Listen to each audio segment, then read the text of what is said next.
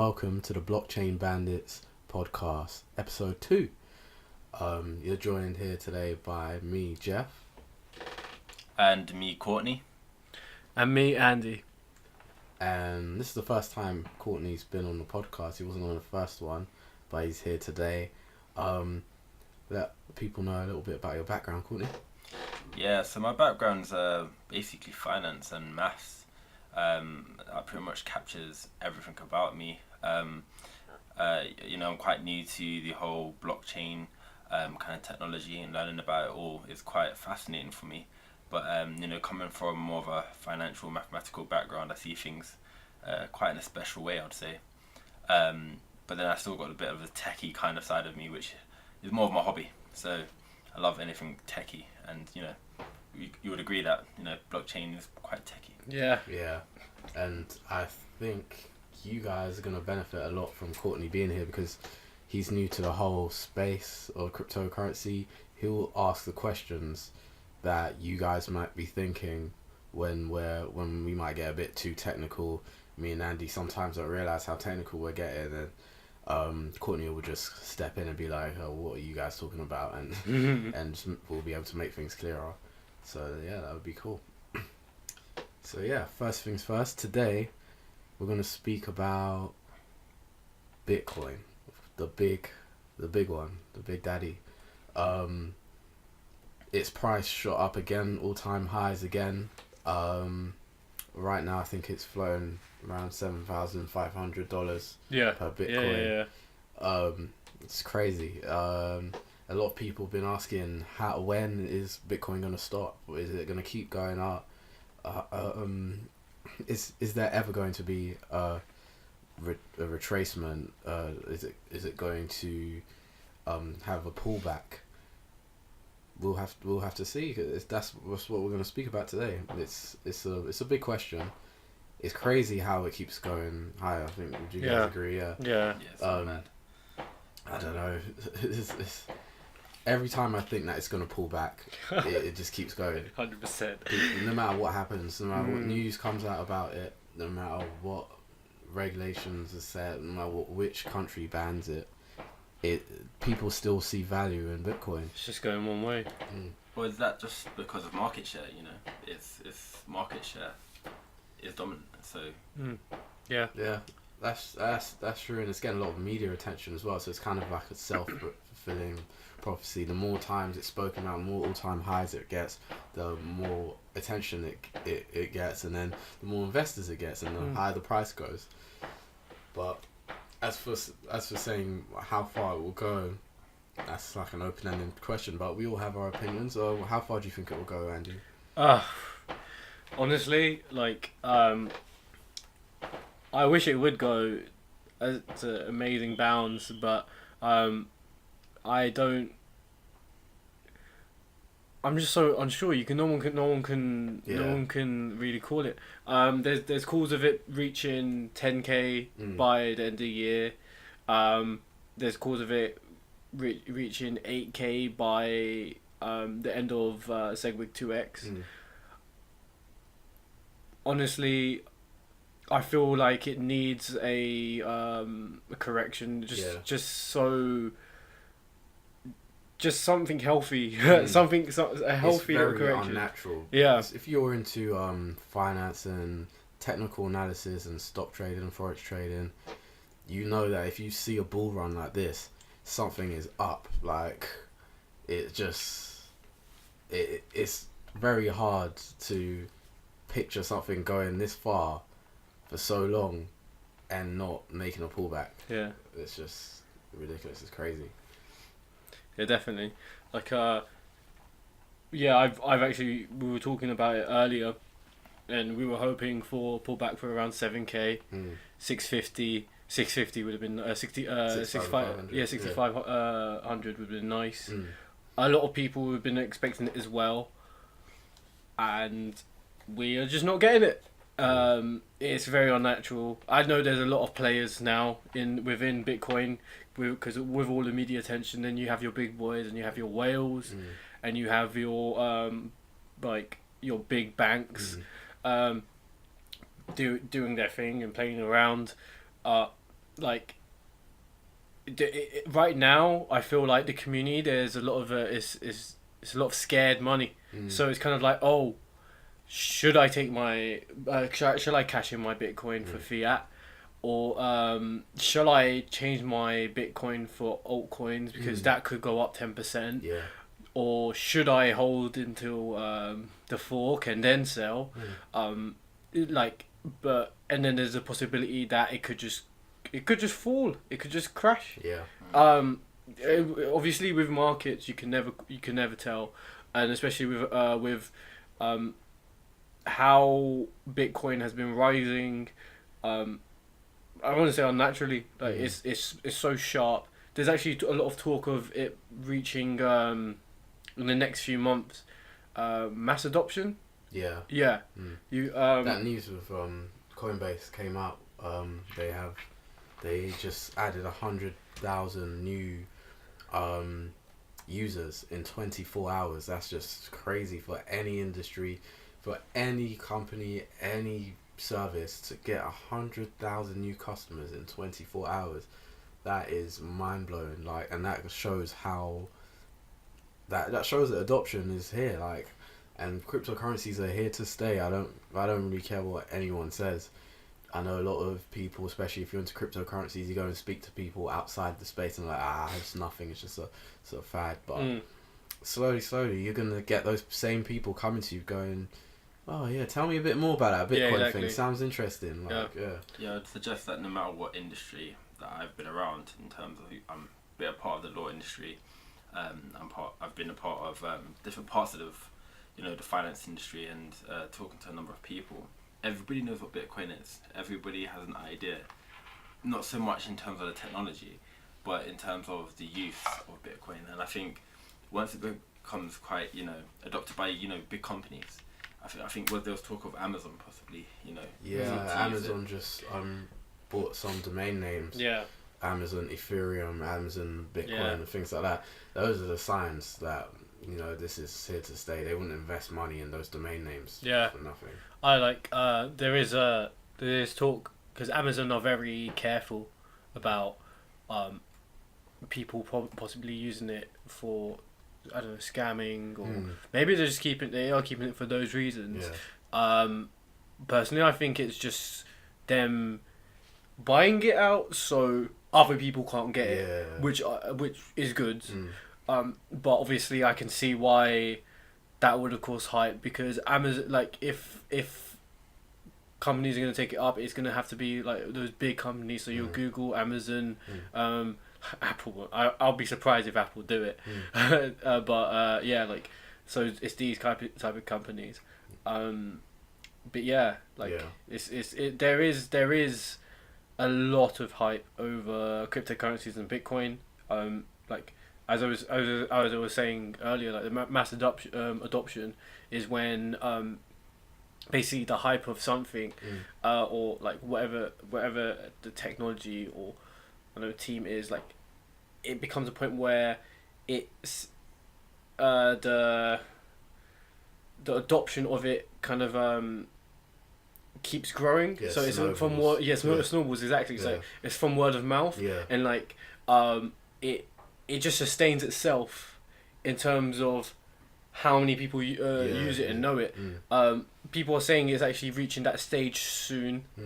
The tipping point is very close. People are saying it could be within this year. People are saying it could be within next. I don't know. I want to say next. Next year. That's why I think personally it's never too late. Because the moment you hear it, like, it's like what we've seen, it's just gone up. Obviously, again, I think it's due to the correction. I think after the 2x, it will get the correction it needs, but I think even then, like, it needs that one before, right? Do you think that the market is pricing in the next Bitcoin hard fork, which we'll speak about very soon, SegWit2x? Do you think the market is pricing it in because they think it is actually going to send Bitcoin soaring, or it's just because really when you look at a cryptocurrency or you look at a company and they have a big changes coming, you tend to see a lot of indecision. But with Bitcoin, there's no indecision. Everyone is just buying. Yeah, yeah, maybe the market is pricing it in. That's one look at it, which I just realised now. But yeah. Well, it would be good to actually start with what is SegWit. Yeah. That's our next a good segue to SegWit. Yeah. But So what is SegWit, Andy? Well, first off, I'll start talking about when SegWit2x is. So it's going to be on it's around the 500,000th block. So it's exactly the 494,784th block in the blockchain network. So it's approximately around November 16th, Sunday, around 4 o'clock. However... So it'll be like a fork from that precise block. Yes. Yeah. It will be a fork off that precise block. The time of it may vary depending on how often the Bitcoin network is used or is not used. Again, that's another topic for mining. But yeah, so SegWit2x is not so much about the technology changes between Bitcoin and SegWit2x. It's more about politics and control, which is why it's receiving a lot of hostility from the community. Before I go into SegWit2x in detail, it's probably best discussing SegWit, the first SegWit, which happened back in before August. I think it activated in August, which caused that all-time high to happen. So the first SegWit happened because people felt that there could be a lot more transitions in a single block. So basically, they wanted to increase the block size. So the current block size was 1 megabyte, and they could only do so much with that 1 megabyte. So what SegWit allowed was that 1 megabyte block to be to theoretically be increased from 2 megabytes to even 4 megabytes. The people who were backing it had a lot of backing from miners, mostly because as you can imagine, the people who are mining these blocks were the miners.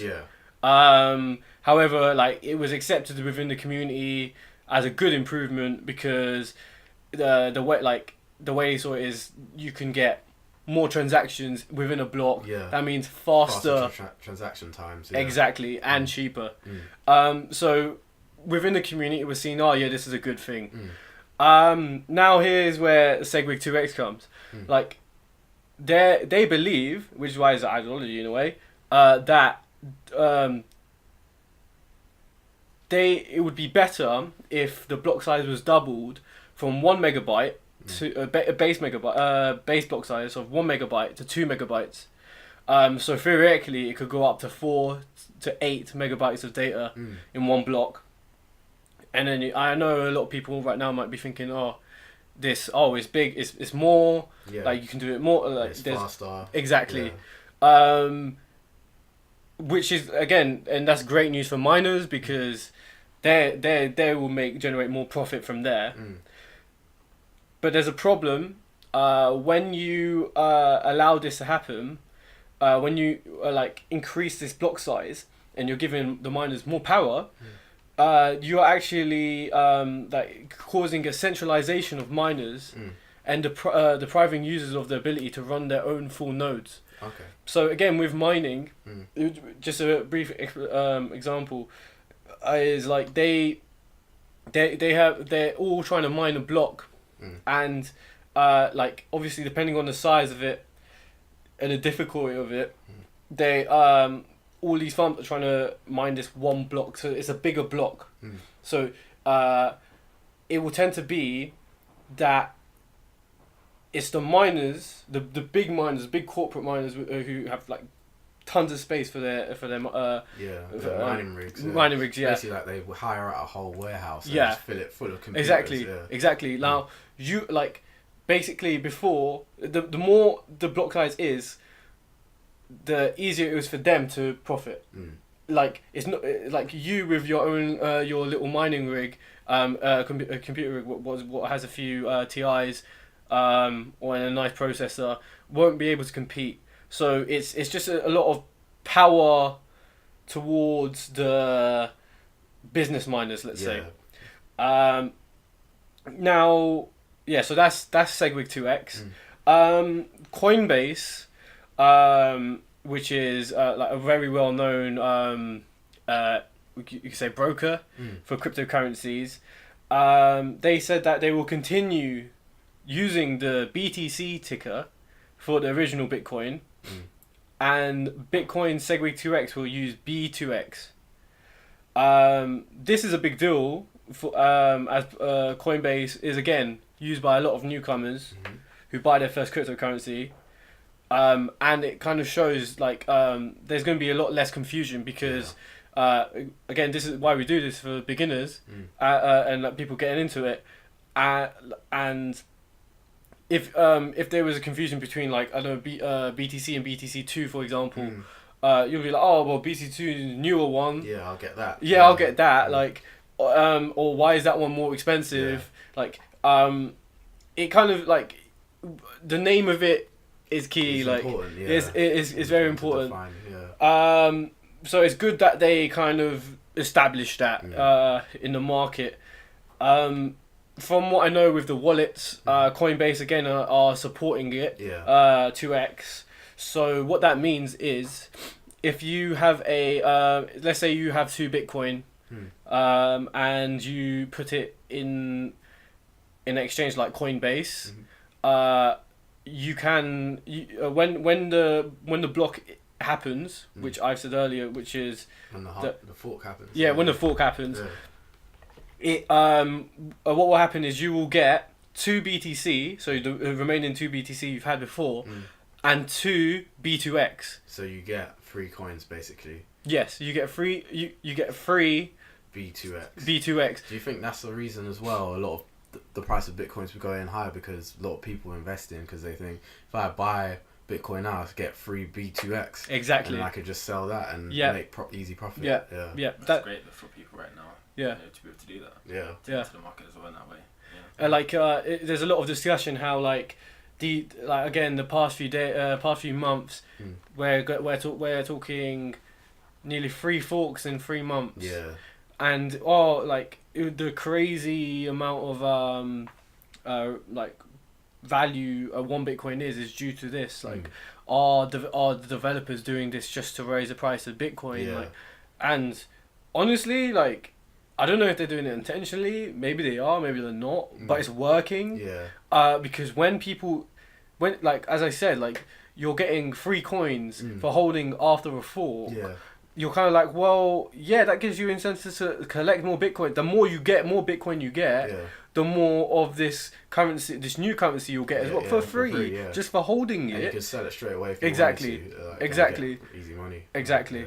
Yeah. It's a lot of incentive to want to hold these Bitcoins. Obviously, with how market psychology works, people should understand that everyone's thinking the same thing. Yeah. And everyone is saying, okay, well, I want to get this Bitcoin, so I can get 1, 3, 5, 10, 100 Bitcoins, pull it into a corner, and then get my 100 B2X Bitcoin currency, and then sell it. Or I might hold it. Yeah. But like that's why it's very important that people get into this, understand what's happening, and create a strategy around what they're gonna do and do it. Don't deviate from it. Don't deviate it. Don't do it based on emotions. Just know what you're gonna do. Know what you believe in, as in like what Bitcoin you want to back. Yeah. And stick to it. Yeah. If you think that you want to see how both of the Bitcoins do, and you want to hold both, that's cool. If you want to just sell it after the fork, make your profit. I think the futures say it's about 0.1 to 5 of a Bitcoin. Yeah. Okay. Like you can sell that. So that's quite a lot of money. It's about $700 right now. No more than that, 900. Yeah. You can do that. So that's free $900 if you just had one. Yeah. Or what you could say is you could ride the Bitcoin wave to the top if you've had some, and then sell early because you know that everyone else is going to sell their Bitcoin. So you want to jump ship early. You can decide to, and avoid even touching 2x and profiting off that. That could be your option too. So basically, you're saying have an exit strategy, have a strategy, but also have an exit strategy because that is the key to keeping yourself safe in the market now. Yeah. I think that a lot of newcomers are finding out about Bitcoin from friends, and because their friend has made 5, 10, 20, 25, 100% on their investment, maybe more. They want a piece of the pie. They have no idea what's going on. They have no idea what they're doing. They have no idea, and like that's why we're doing what we're doing now. So they're not holding Bitcoin, and they're not, like, say they held Bitcoin, they didn't update their wallets. Or they're not on Coinbase. Or they've just held their BTCs, gone through the fork, not profited off it, and watched the Bitcoin value go down, and then panicked and then sold it. Terrible. That would be the worst thing you could do. A lot of that's gonna happen to a lot of newcomers because, especially in trading any markets, we all know that emotions are the biggest killers. It's often said that markets are driven by two emotions in particular: fear and greed. Fear makes price drop and greed increases price. And it seems like in that situation it would be fear that would be involved. A lot of people coming in, seeing the price drop, getting scared, selling, and the price drops even further. But then smart investors see the cheap price and then they buy it back. Exactly. Basic law of supply and demand there, isn't it? Exactly. Yeah, exactly. So I've heard there are alternatives to the B2X for people who want to keep the Bitcoin evolution, keeping up, because at the end of the day we do need faster transaction times, but there are other ways without increasing block size, I believe, like the Lightning Network, things like that. Yeah, exactly. Like I know another fork which happened in August was Bitcoin Cash. That's currently at about, I think it's trying to push 0.1 of a BTC. But like it's finding its footing slowly.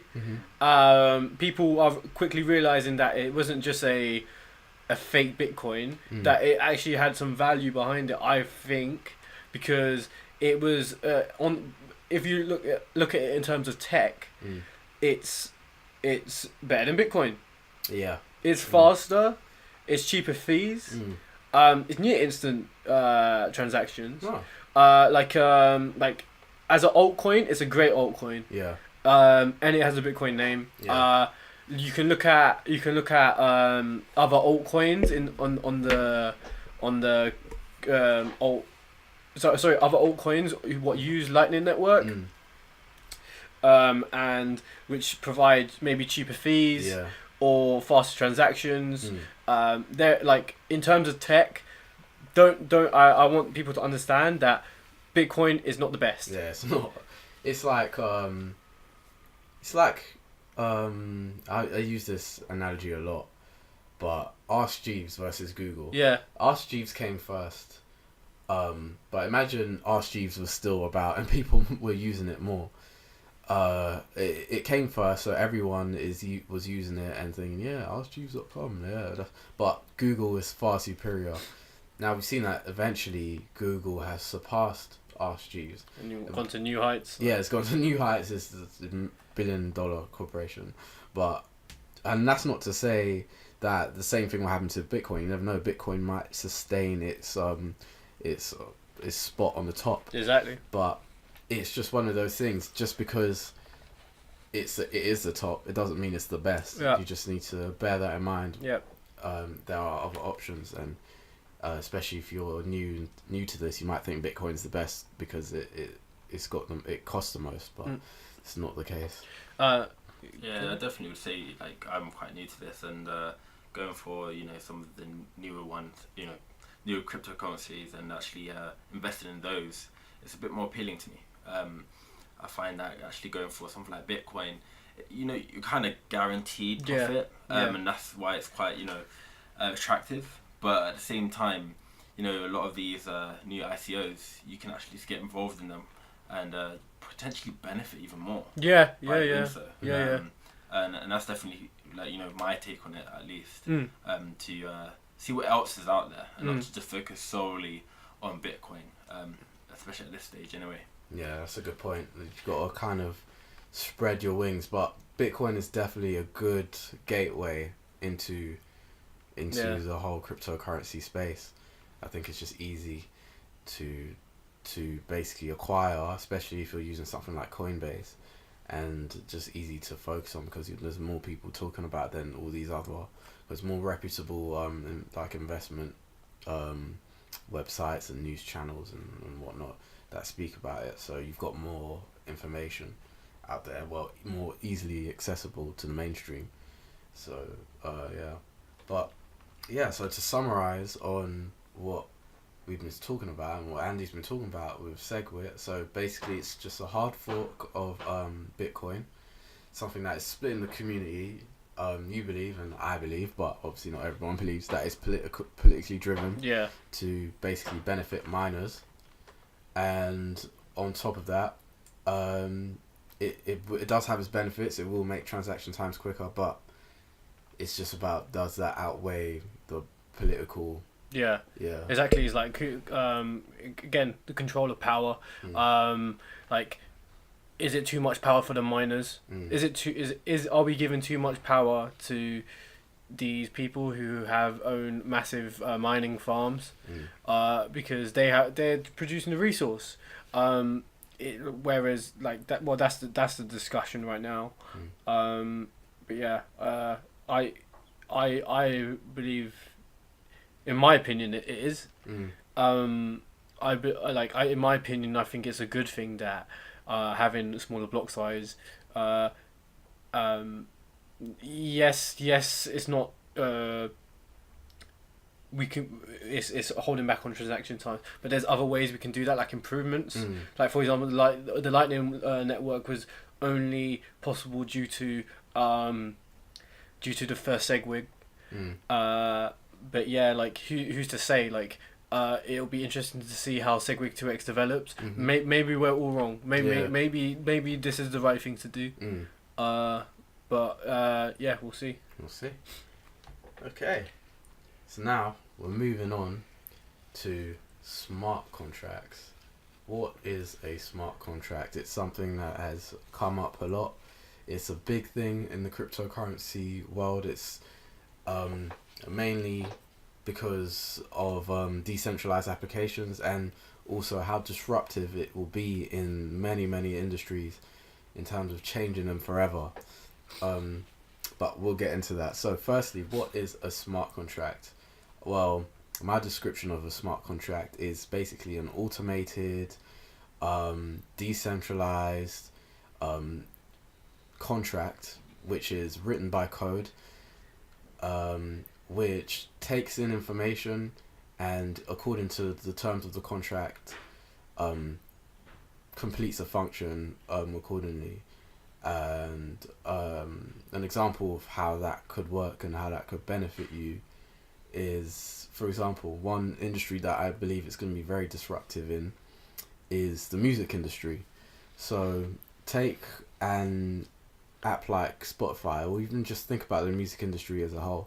If you're a musician, you have a music agent, you work for some sort of music company, and your music has to be put out by them onto different websites like Spotify. If you put even if you put your music on something like Spotify or something, you have to pay for it. Like, you're not getting that for free. And for example, if you had a smart contract where, let's say there was an app, a decentralized app, and in that app there's a smart contract where you place your sorry about that, just a bit of technical difficulties, but yeah, back to it. So, for example, if you had a music app like Spotify where artists could just upload their music, and there was a smart contract inbuilt to that app where, in order for you to buy that, to get that music, you'd have to pay into the smart contract, and the music gets sent into the smart contract as well by the artist. And then once the smart contract receives both the money and the file, it as long as everything is according to the terms of the contract, it transfers everything to the right person. So the money will go to the musician, straight to the musician, and the music will go straight to the customer. And this cuts out the middleman, and that's one big thing about smart contracts. It cuts out the middleman, thus making things cheaper, because music would be a lot cheaper if the artist doesn't have to worry about giving a cut to their agent or their record label. It goes straight to them, and that could be a big thing, really, in that industry. So yeah, do you guys have any description of smart contracts as well? Best way I can describe a smart contract is they're basically written code that is on a blockchain. This is executed and ran by a network, which will then complete the task on the smart contract was set to do. So that smart contract could be set to like send some money, send a file, send a deed. In your example, send the audio file. Basically, a written and signed contract, but it's without both parties. It's without a lawyer or middleman, and it doesn't have any paper. You don't need any paper, and you won't need to even sign it. It's basically it's a contract. Yeah. Another thing is because it's on the blockchain, it can't be tampered with, apart from if there's long as all the code is correct, it can't be tampered with. Exactly. Yeah. And I'd just say simply an agreement in digital code. That's my simple summary of what a smart contract actually is. But for me, it's actually the benefits I'm really key to tune in on. In this day and age, and how every single company wants to work, how everybody wants to work, it's all about the speed of things, and how quickly you can do something, and the beauty of how fast something is always denoted by the automation of a task. Something definitely in finance, definitely in any type of system in the world, which we're controlled by systems, is that automation, and it's really key. Transactions in itself, for them to happen really quick because of this automation from a smart contract is something that's really beautiful, in my opinion. 100%. What do you guys think? Yeah, I think you're right. It's going to be revolutionary. It's going to disrupt a lot of industries. Like I mentioned before, a lot of people are going to be really annoyed by its invention, especially if you're like a music agent. What's really your job going to be now? If you're going to, even if you still have things to do, you're going to be losing out on a lot of money, because who needs you now? We've got smart contracts, and artists can. That's just one example. For example, another example I was given to a friend the other day was because a friend of ours recently just bought a car, and he's having trouble getting the agreement or the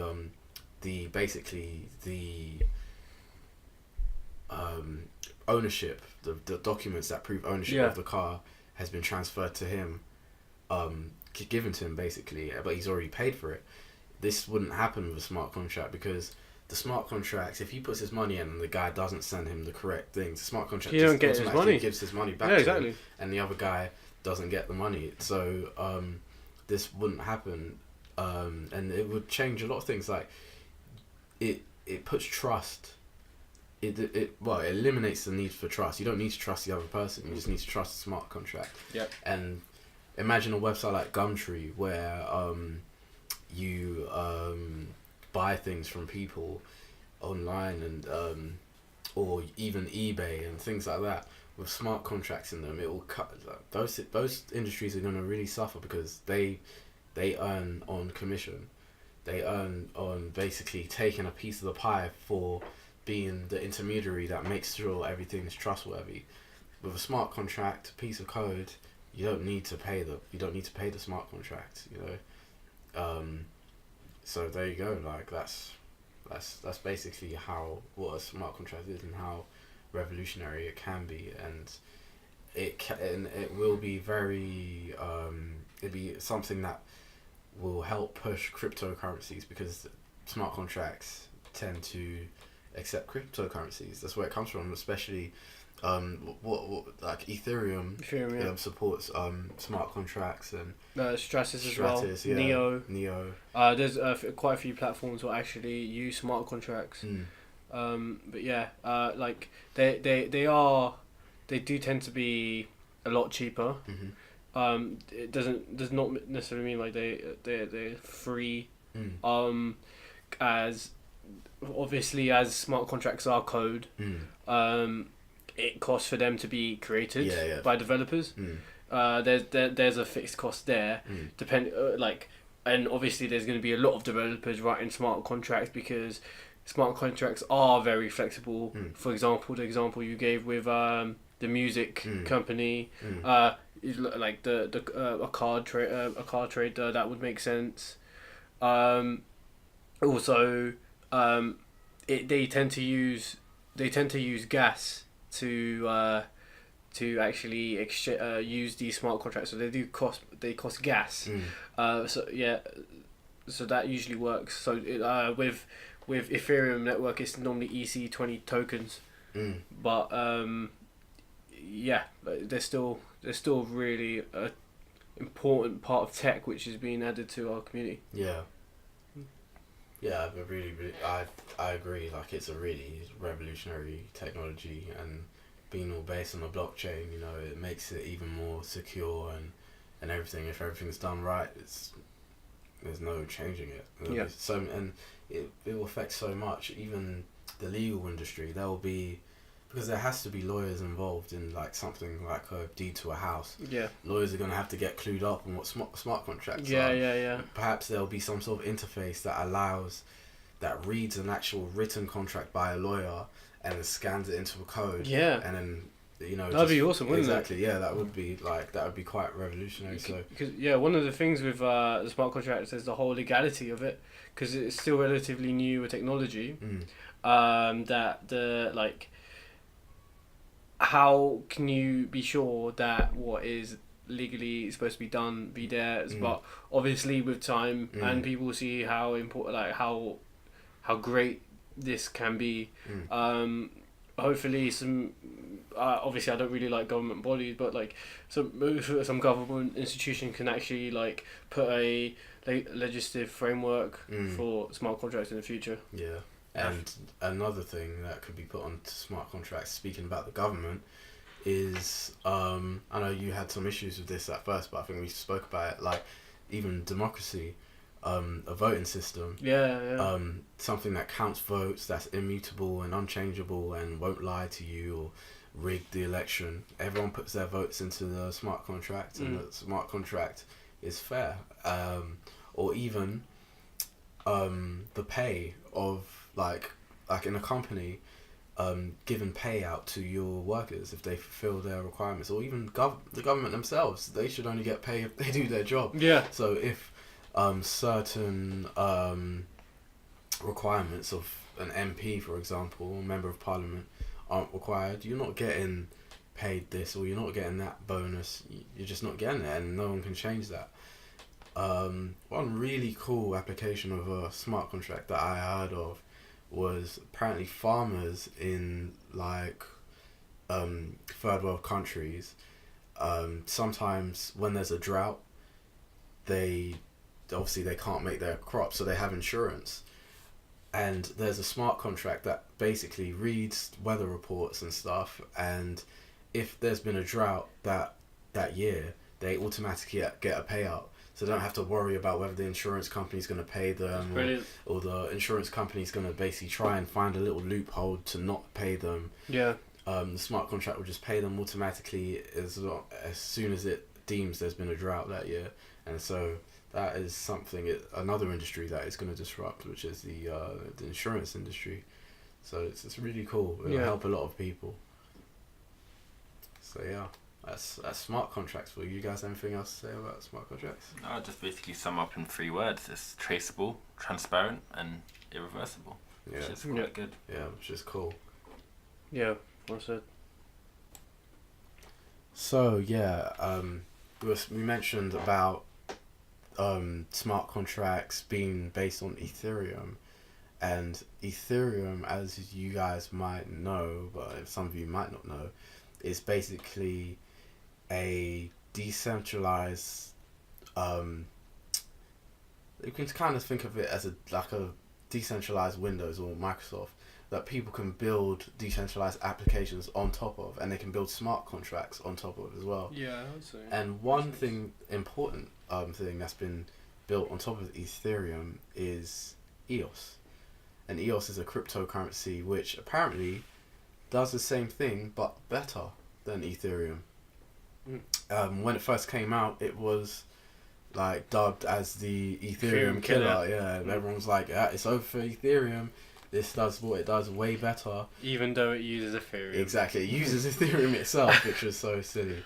Its tokens or coins are based on ERC20 coins, which are basically an Ethereum framework for coins. Yeah. Yeah. It's kind of like Neo's gas in a way. Yeah. They allow, as we were saying earlier, smart contracts need gas. So these tokens are needed to send off these smart contracts. So yeah. Basically. And so EOS is basically Ethereum, but super lightweight, super user friendly. It's basically it makes it easier for people to build apps on the blockchain, and it's much more smooth, sort of. It's much easier basically to do so. EOS's coins right now, I think the price is struggling a little bit. With all its promise and all its greatness, like we mentioned, it does have some faults, like being based on Ethereum. Yeah. And all their coins being basically Ether coins. You need to buy Ether in order to get their coins. And some people believe that this is just so the owners and all the developers of EOS can get their hands on a lot of Ether. And also another thing that people have raised is that their company's accounts are based on Cayman Islands or something like that. Some shady shit. Something a bit shady. So, it's such a great app, it's such a shame that there are these things about it, but it's shady, and I think that's what's holding it back.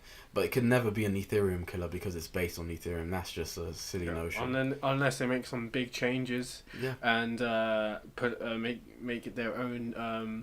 Fork off into their own thing. Honestly, I think that's what they should have done. Yeah. But I understand if they wanted to get a product out and they saw something that was good and wanted to build on top of it. I respect that. I think anyone can respect that. But say the whole term Ethereum killer is wrong. Yeah, it is. wrong. But in those terms, then, what would you guys deem are the biggest differences between Ethereum and EOS? Well, think of it this way: Ethereum's the dad, and EOS is the son. Ethereum does things a bit slower. It's older, but it's more mature. Like it has a lot of capabilities, and it still has potential to improve as well. But at the end of the day, there would be no EOS without Ethereum, and if Ethereum was to shut down right now, EOS would shut down because it's on top of it. So that's the main thing that basically differentiates them. Ethereum can stand on its own. EOS can't at the moment. Yeah. So the best way I could describe it is Ethereum is all what Ethereum can do, like offers. It's a place where you can make decentralized apps.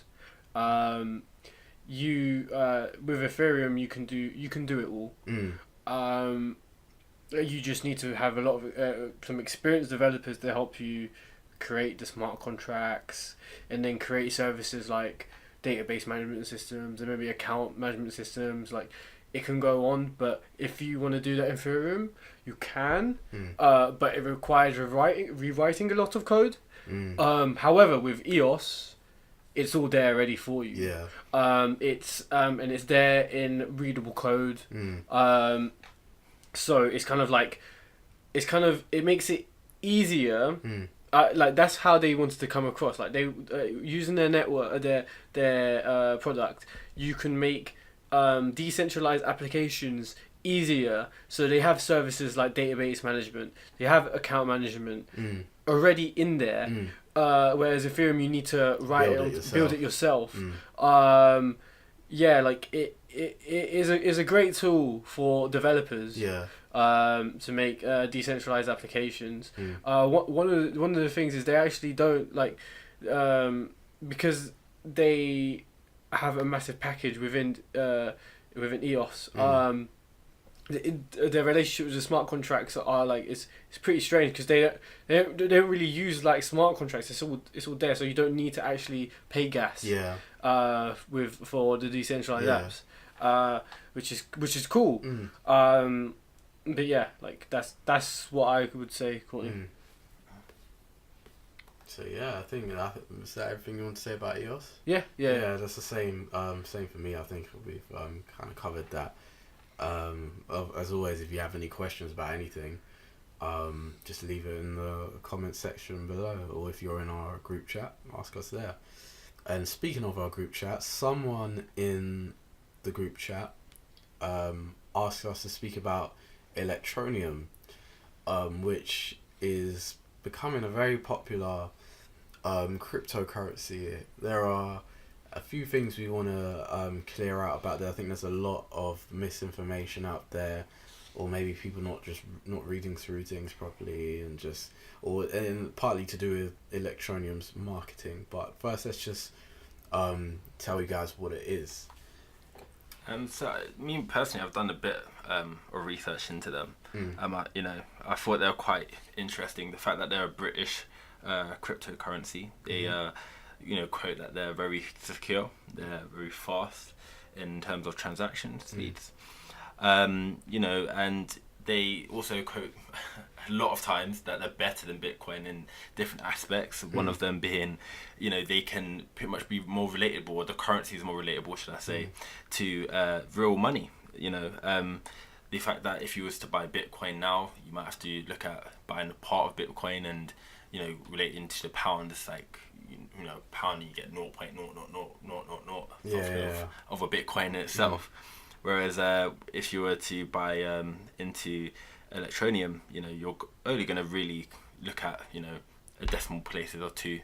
That's a good point. So what you're saying is that they're basically marketing themselves as a user-friendly, more user-friendly cryptocurrency, something that the wider population can more easily digest and take in. Yeah, so if you're like an early adopter, and I did quote this a bit earlier in terms of maybe you're not going straight into Bitcoin itself, you might look at a different type of cryptocurrency. Electroneum's trying to be that person, or that service for you. Especially in terms of the fact that you can go and sign up for them quite easily, or via mobile. They're quoting that quite big as well. The fact that their mobile application is very good, and you can do your mining and have a wallet all at the same time. That's one of the things we wanted to cover, is that their mining like a lot of people have the misconception that you can mine Electroneum with your phone, but if you look very carefully in their white paper, they clearly state that you're not actually mining with your phone. It's a mining simulation just to give you the feel of mining. Like, it seems like a very pointless thing to do. That's why you read the right white paper, don't you? Exactly. That's why you read a white paper before you invest in something, so you know exactly what you're getting into. They do have a lot going for them, Electroneum. Like, it's very simple, very user friendly, very fast. You can transfer things anonymously. Their target audience, I suppose, is or target users are smartphone users, basically, and there are 2.2 billion smartphone users in the whole world. It's a big market. Yeah, it's a big market, and they could like basically go into the mobile game industry, which is very big at the moment. They're aiming to be a universal coin for all mobile games. So basically, whatever game you play, you can use Electroneum on it, which would be very good if they can achieve that. But with all coins, you've got, like I said, you've got to look at the white paper, and you got to see what you got to look. Another thing that you've got to look at their competition, which is something I covered in a video I did about what to look at when you're looking for when you're trying to invest in a coin. And they want to be a gaming coin, they want to be a mobile coin. There are a lot of those, so you have to look at what makes them better than those their competitors. Coins. Their competitors, basically. So there's a lot of gaming coins, and another thing you got to look at is what partnerships they have. Like, they want to be a gaming coin, they want to be used throughout every games, but can they get the right connections with the right companies to be that coin? Can they work with the right games? Yeah, can they work with the right? For example, I know for a fact if like Electroneum, like all of a sudden they got a collab going to work with, let's say Candy Crush. Yeah. Game changer. Yeah, that would be a big one. Yeah, that would be a big one. But it's whether they can actually secure these contracts or not. That's something you got to look out for. So you have to see how appealing they are to other companies as well. I know we said, like, we kind of laugh about the whole simulation of mining, and you're not actually mining it with your phone. But some people might see that as a good thing, because mining with your phone would mean your phone would get slow, would get really hot. Yeah. And on top of that, it's a good kind of gateway to people understanding the whole concept of mining and things like that. So there's that. But I personally don't think they did it out of the goodness of their heart. I think that it's just kind of like a gimmick, marketing ploy, like a gimmick, just to make people think. I agree with you. Because they know that a lot of people aren't going to read the white paper, and people are just going to be like, oh, I can mine with my phone. They're going to be mining with their phone and thinking they're mining, but their phone's not actually doing anything. It's just, I think you can earn coins from doing that. Yeah. But you got to think about it. It's kind of useless. Yeah. What's the point of doing that, really? And why are they telling you you're mining with your coin, with your and where are you getting these coins from? How are you earning them if your phone's not mining? That's a question you got to ask as well. So those are things you need to bear in mind when investing in Electroneum. Electroneum is a very interesting coin, and I like that it exists because it's paving the way for better coins. Like, each coin that comes out and does something better, each coin that comes out and is faster, each coin that comes out and is user friendly pushes the market. It makes everyone think, oh, okay, now we need to be faster than that coin, we need to be more user friendly. Exactly. And then it gets the crypto world out to a wider audience, and then for us as investors, it's better for us because then we see people investing more in our coins, and our coins are going up in value, and then we're making more profit. Yeah. And it goes round and round in a circle like that. So that is those are the plus signs of what they're doing. But if you got like in this market, especially because of a lack of regulation in a lot of areas, you got to be suspicious. Having a good air of suspicion is in my opinion safe. There's a lot of people who are just heavy risk takers. Like we know a guy in the group. He's just a risk taker. He just puts money, a lot of money where he can. But you know, sometimes you've got to, like, for me anyway, it's better safe than sorry. And you got to have an air of suspicion to everything you do, and tread carefully. Kind of on a side note of that, I would just like to also talk about the fact that they don't actually have any requirements for ID and bank information, which again, on an element of risk and the element of, you know, you don't really know who you're always giving your details to. Yeah. You know, and a lot of time you sign up to these currencies and you sign up to all these different things, you're kind of giving away your personal information, details, your passport information. I get that. And all the rest of that. I think it's really good that they actually don't require that. Yeah. Being like, again, like being someone who like, that makes me ask questions, because automatically I think of, okay, so to work on the Electroneum, let's say, system or blockchain, so you don't need any details to sign up. So that means that, like, I instantly just think of bots. People are gonna, like, I know you can earn Electroneum. I think they say that you have to watch some ads. That's how they operate. Or you do stuff. Who's to say that without those details, like, obviously if people want to make bots, and like, say if you had to put in your details, I'm sure they would work around and do it. But whereas there's none, I automatically think bots. And when I think bots, I think of they're gonna devalue the value of this coin from people.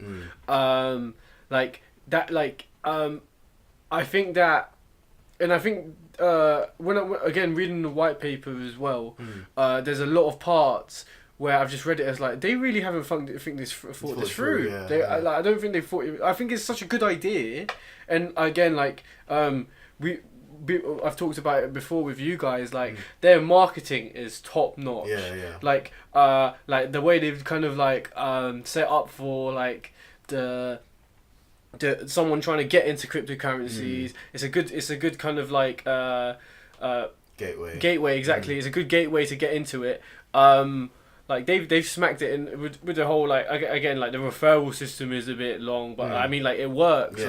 But yeah, like, they've hit good places. I think they've lacked is just that tech kind of vision. I feel like they've rushed it. They have.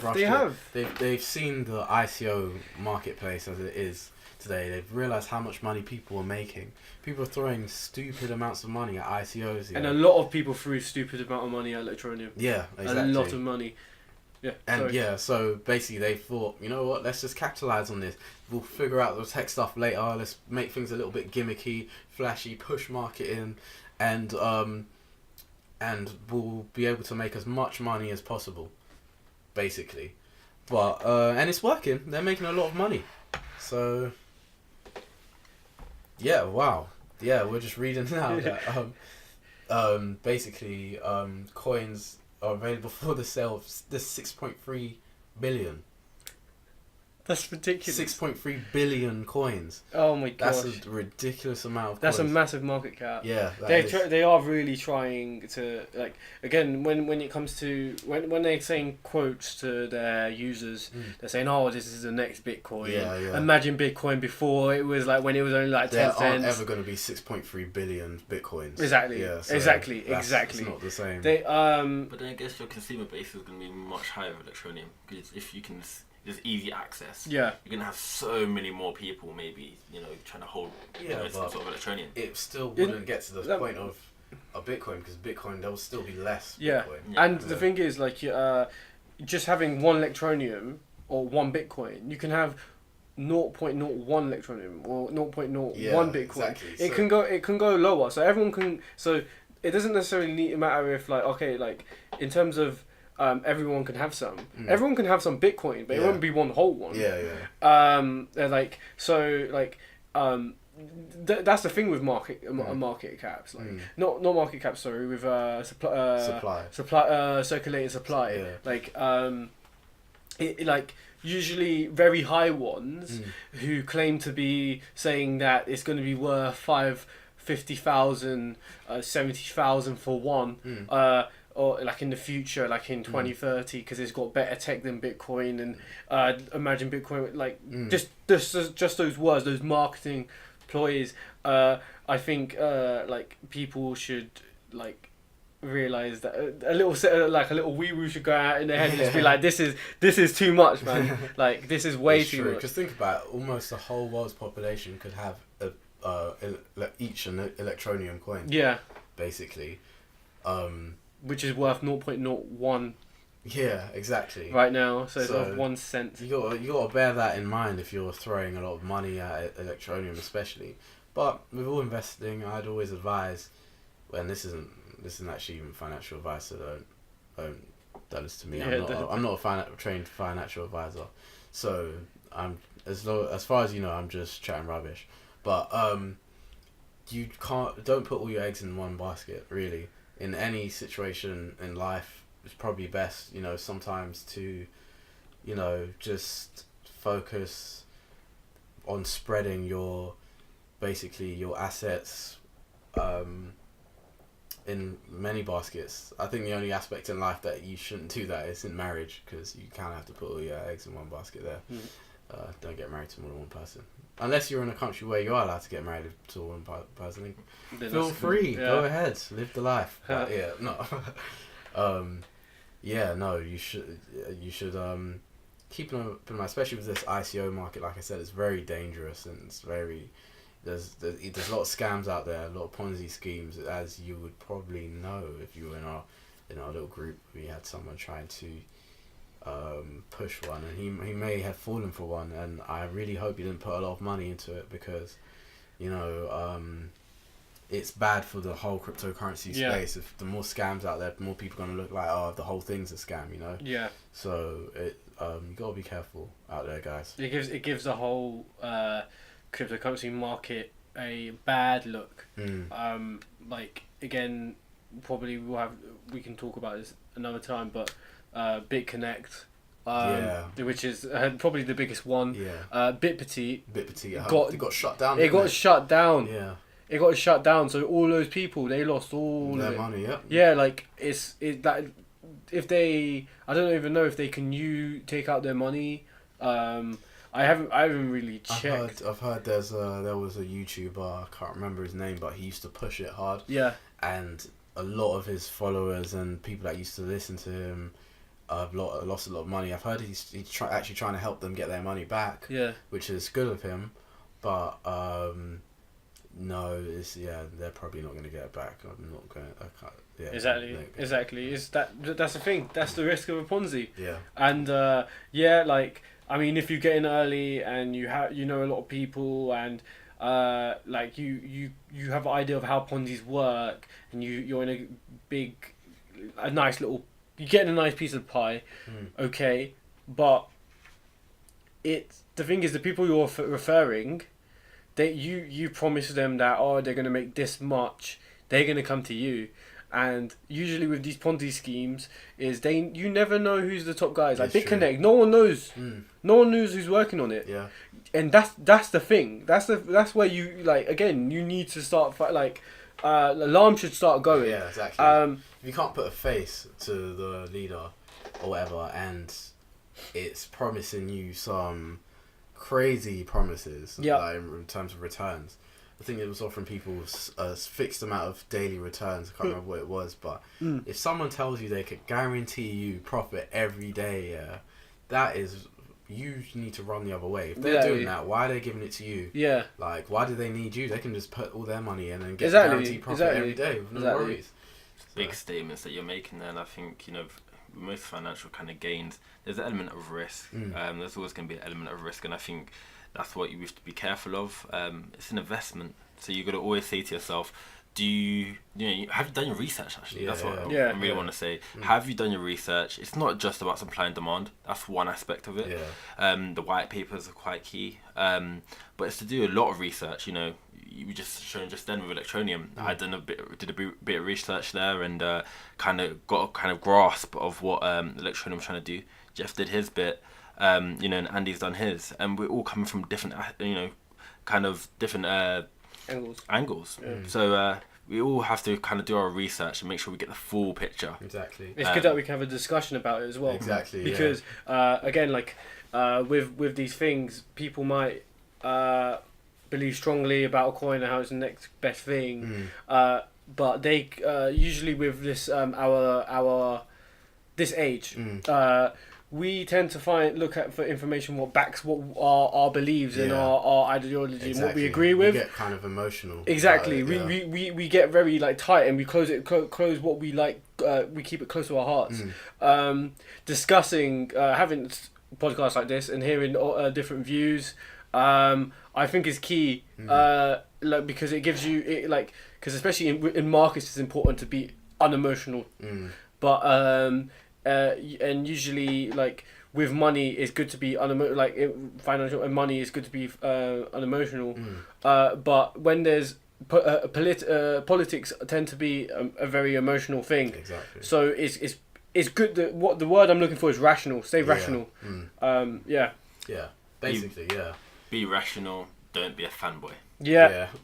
Exactly. Don't be a sheep. I remember there was an article written by Michael Jr. Shouts out to Michael Jr. He's in the group if you're in there, about forex trading and how to be unemotional and how to basically be a robot. Think like a machine when you're doing these things. You know, you got to be very logical because you want to safeguard your money and you don't want your emotions to get in the way. Like for me, for example, I feel very passionately about Ethereum. I love Ethereum. I love the idea of it. I like Vitalik as a person as well. He was the person who started it. But if something comes up about Ethereum, I'm going to want both sides of the story. I want to know what the positives are and what the negatives are. I don't care really about, especially if it comes to invested money, I don't care really if Ethereum starts doing something stupid. I'm not going to start standing up for them and being like, no, Ethereum's doing this for a reason, trust me, even though I have no clue and all logic's pointing to them being stupid. Yeah. But you know, so that's the kind of mentality you want to have. I'm not perfect though. I'm sure there are times when I'm a bit biased about it, and you know, and with other things as well. But you have to try and get this balance. You know, you're gonna make mistakes, but you need to, as long as you're trying, you will minimize the amount of mistakes you make. It's good to be aware of your biases. Yeah, and exactly. it's good to listen to different opinions. Yeah, opposing views. Yeah, exactly. In all of life, it could be like different ICOs or politics. I think it's good. It's a good way of understanding the world better, and it will help you. You'll be surprised. You'll learn a lot. You'll learn a lot. You will. It will. But yeah, but like we said, this isn't financial advice. We're not like trained financial advisors. We're not here to tell you where to invest your money. So yeah, like we said before, do your own research before you look into these things. This is just our opinion. But yeah, I think that's it for today. So today we covered Bitcoin, why it keeps skyrocketing, SegWit2x, which is ties into that, EOS, which is, I like to call it Ethereum's baby, but Talk about smart contracts. yeah, and we talked about smart contracts too, before that, and then Electroneum. We hope you guys took a lot from what we said. We try to make it as simple as possible. I know sometimes we get a bit technical, but we had Courtney here today. So he helped us keep things a bit more understandable for you guys. Thanks for listening. If you want to support us, please like this on YouTube if you're listening to it on YouTube. Subscribe. Upvote if you're listening to it through Steemit. Or like on Castbox if you're listening to it there, and subscribe. Or if you want to support us further, sign up to one of the exchanges in the description, and that helps support the podcast as well. Do you guys have anything you want to say to the guys out there? Just comment. We still want to hear, what you guys think. Yeah. And if there's anything we can do to improve. Yep. Yeah. In terms of the guys in the group chat we have going, it's good that we're building a community. Continue to post your questions and let us know what you guys would like to hear, or if there's anything you guys find confusing, we'll try break it down the best we can. That's all. Yeah. Alright, we'll see you guys next time for episode 3 of the Blockchain Bandits podcast. See ya. Bye. See ya.